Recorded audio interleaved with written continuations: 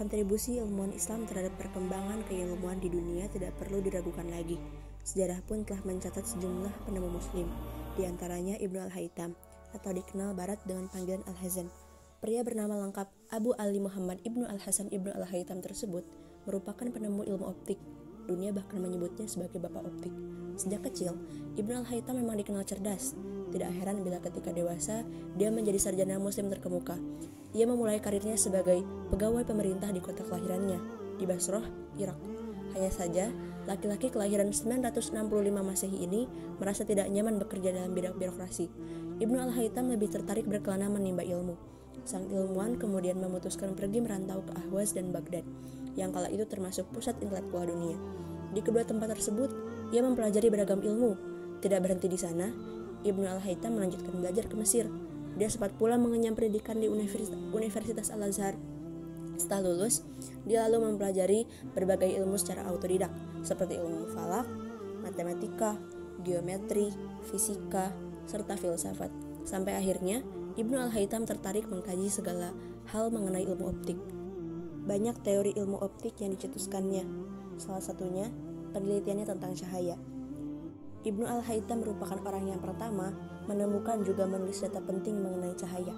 Kabarnya, sekitar 200 buku sudah ditulisnya.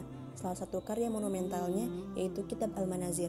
Melalui Al-Manazir, teori optik dijelaskan untuk pertama kalinya.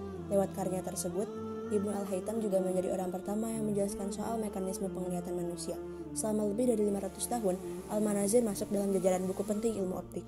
Pada 1572, kitab tersebut diterjemahkan ke bahasa Latin dengan judul Opticae Thesaurus. Ibnu Al-Haytham meyakini sinar cahaya yang keluar dari garis lurus berasal dari setiap titik di permukaan bercahaya. Dia membuat percobaan sangat teliti terkait lintasan cahaya melalui beberapa media, lalu menemukan teori pembiasan cahaya yang saat ini kita kenal. Dia pula yang pertama melakukan eksperimen tentang penyebaran cahaya terhadap beraneka warna.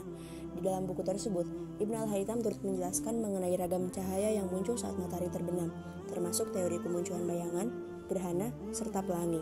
Ilmuwan asal Irak ini tercatat sebagai orang pertama yang menjabarkan indera penglihatan manusia secara detail, tidak terkecuali tentang proses manusia dapat melihat. Hampir semua hasil teori penelitian Ibnu Al-Haytham menginspirasi beberapa ahli sains barat, seperti yang sekarang dikenal sebagai pencipta mikroskop serta teleskop. Ia juga pernah menulis buku tentang evolusi yang sampai sekarang masih menjadi rujukan ilmuwan dunia.